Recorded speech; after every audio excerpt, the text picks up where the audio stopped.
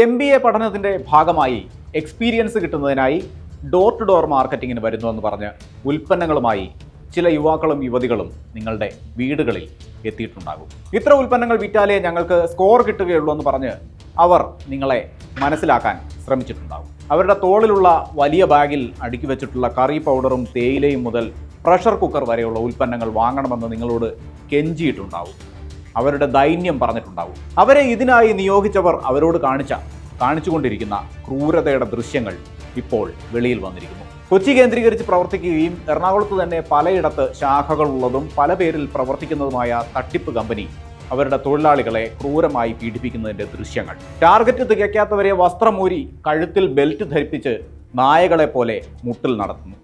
നിലത്തുനിന്ന് നാണയം നക്കിയെടുപ്പിക്കുന്നു. തൊഴിലാളികളെ മനുഷ്യരായി പോലും കാണാത്ത തരത്തിലുള്ള പീഡനം നടന്നത് കൊച്ചിയിൽ.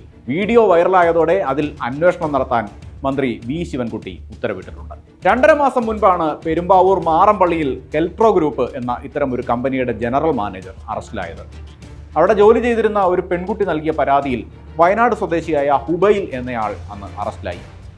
സ്ത്രീകളെ അടക്കം ഈ വിധത്തിൽ കമ്പനിയുടെ മാനേജർമാർ പീഡിപ്പിച്ചിരുന്നുവെന്നാണ് വിവരം. ഈ വിവരം പുറത്തു പോകാതിരിക്കാൻ തൊഴിലാളികളുടെ മൊബൈൽ ഫോണുകൾ കമ്പനി ഉടമ കൈവശപ്പെടുത്തിയിരുന്നു. ടാർഗറ്റ് തികച്ചാൽ പ്രൊമോഷനും ശമ്പള വർധനയും വാഗ്ദാനം ചെയ്താണ് അവരെ പീഡിപ്പിച്ചത്. പെർഫോമൻസ് മെച്ചപ്പെടുത്താനായിരുന്നത്രേ അവരെ ഇങ്ങനെയൊക്കെ ചെയ്യിച്ചത്. തൊഴിലാളികളെ പീഡിപ്പിക്കുന്നുവെന്ന് വ്യക്തമായതിൻ്റെ അടിസ്ഥാനത്തിൽ അന്ന് ആ കമ്പനി അടച്ചുപൂട്ടി. അവിടെ നിന്നുള്ള വീഡിയോ ആയിരിക്കാം പുറത്തു വന്നതെന്നാണ് ഇപ്പോൾ പോലീസ് പ്രതികരിക്കുന്നത്. 2012 എറണാകുളത്ത് സമാനമായ സംഭവം റിപ്പോർട്ട് ചെയ്യപ്പെട്ടിരുന്നു.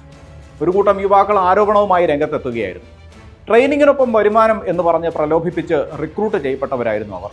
ട്രെയിനിങ് എന്ന പേരിൽ ശമ്പളം നൽകാതെ 2 വർഷം വരെ അവരെ ഉപയോഗിച്ചു. വാടക വീടുകളിൽ 15 മുതൽ 20 ആളുകളെ വരെ ഒരുമിച്ച് താമസിപ്പിച്ചു. ഭക്ഷണത്തിനും യാത്രാ ചെലവിനുമായി ഒരു ദിവസം അവർക്ക് നൽകിയിരുന്നത് 20 രൂപ. ട്രെയിനിങ് കാലാവധി കഴിയുമ്പോൾ അവരുടെ ശമ്പളം അക്കൗണ്ടുകളിലേക്ക് എത്തുമെന്നായിരുന്നു വാഗ്ദാനം. ഇതിനിടയിൽ ശമ്പളം ചോദിച്ചവരെയും എതിർത്തവരെയും കമ്പനി ഭീഷണിപ്പെടുത്തി. റോഡരികിൽ കാണുന്ന ഊരും പേരുമില്ലാത്ത ജോലി വേണോ എന്ന പരസ്യം കണ്ട് അതിൽ കാണുന്ന ഫോൺ നമ്പറിൽ ബന്ധപ്പെട്ട് കെണിയിലായത് സാധാരണക്കാരായവർ.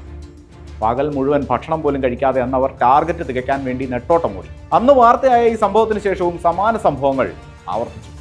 അതേ തട്ടിപ്പ് തന്നെയാണ് വർഷങ്ങൾക്ക് ശേഷം ഇപ്പോഴും ആവർത്തിക്കുന്നത്. അന്ന് തട്ടിപ്പ് നടത്തിയതായി ആരോപണം കേട്ട കമ്പനികൾ തന്നെയാണ് ഇപ്പോൾ പുറത്തു വന്ന ഈ വീഡിയോയിലെയും പ്രതിസ്ഥാനത്തുള്ളതെങ്കിൽ അവർ ചൂഷണം തുടർന്നുകൊണ്ടേയിരിക്കുന്നു എന്നാണ് മനസ്സിലാക്കേണ്ടത്. കൊച്ചി കലൂരിന് സമീപമുള്ള ഒരു സ്ഥാപനത്തിലാണ് തൊഴിലാളി പീഡനം നടന്നതെന്നായിരുന്നു ആദ്യം വന്ന വാർത്തകൾ. എന്നാൽ അങ്ങനെ ഒരു പരാതി കിട്ടിയിട്ടില്ലെന്നാണ് പാലാരിവട്ടം പോലീസ് പ്രതികരിക്കുന്നത്. എങ്കിലും 13 വർഷം മുൻപ് ആരോപണം ഉന്നയിക്കപ്പെട്ട തട്ടിപ്പ് കമ്പനികൾക്കും ഇപ്പോൾ ആരോപണം കേൾക്കുന്ന കമ്പനികൾക്കും ഒരേ സ്വഭാവമാണ്. ചൂഷണത്തിന് ഒരേ രീതിയാണ്. തൊഴിലാളികളെ മൃഗങ്ങളെ പോലെ ശിക്ഷിക്കുന്ന സമ്പ്രദായം പുതിയ വാർത്തയിൽ പുറത്തു വന്നിരിക്കുന്നുവെന്ന് മാത്രം.